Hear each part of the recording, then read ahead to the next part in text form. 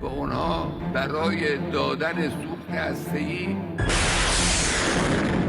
মধ্যপ্রাচ্যে চলমান উত্তেজনায় ঘি ঢালছে জর্ডান, ঠিক যেন মুখে মধু অন্তরে বিষ।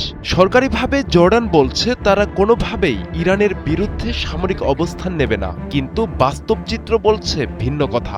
জর্ডানের মাটিতেই দ্রুত শক্তিশালী হয়ে উঠছে আমেরিকার সামরিক উপস্থিতি।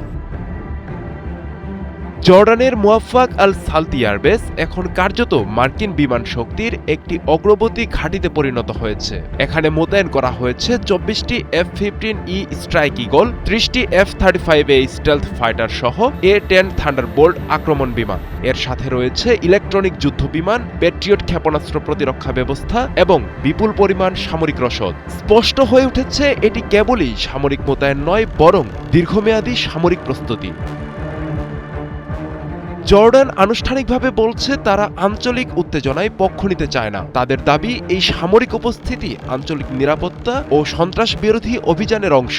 কিন্তু প্রশ্ন হচ্ছে, যদি জর্ডান নিরপেক্ষ থাকে তাহলে কেন তাদের ভূখণ্ডে এত বড় মার্কিন সামরিক শক্তি জমা হচ্ছে? বাস্তবে এক ধরনের ফ্রন্টলাইন লজিস্টিক হাব হিসেবে কাজ করছে জর্ডান। ইরানের পশ্চিম সীমান্ত থেকে মাত্র 800 কিলোমিটার দূরে এই বিমান ঘাঁটি, যার ফলে খুব অল্প সময়ের মধ্যেই সম্ভাব্য যে কোনো সামরিক অভিযানে অংশ নেওয়া সম্ভব। সামরিক বিশ্লেষকদের মতে এই অবস্থান আমেরিকাকে 3টি কৌশলগত সুবিধা দিচ্ছে। প্রথমত, ইরানের আকাশ প্রতিরক্ষার বিরুদ্ধে দ্রুত স্টেলথ হামলা চালানোর সক্ষমতা। দ্বিতীয়ত, সিরিয়া ও ইরাকে ইরান সমর্থিত মিলিশিয়াদের ওপর নজরদারি ও আক্রমণ। তৃতীয়ত, পারস্য উপসাগর অঞ্চলে সংঘাত ছড়ালে বিকল্প অপারেশনাল ঘাঁটি।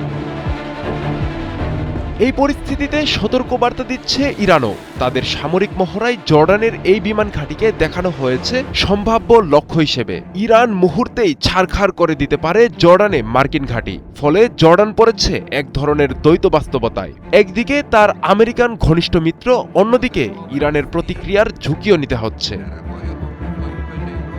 মধ্যপ্রাচ্যের বিভিন্ন ঘাঁটিতে এখন আমেরিকার যুদ্ধবিমান, বিমানবাহী রণতরী ও ক্ষেপণাস্ত্র প্রতিরক্ষা ব্যবস্থা সক্রিয় রয়েছে। অর্থাৎ পুরো অঞ্চল জুড়ে একটি সমন্বিত সামরিক নেটওয়ার্ক তৈরি করছে আমেরিকা।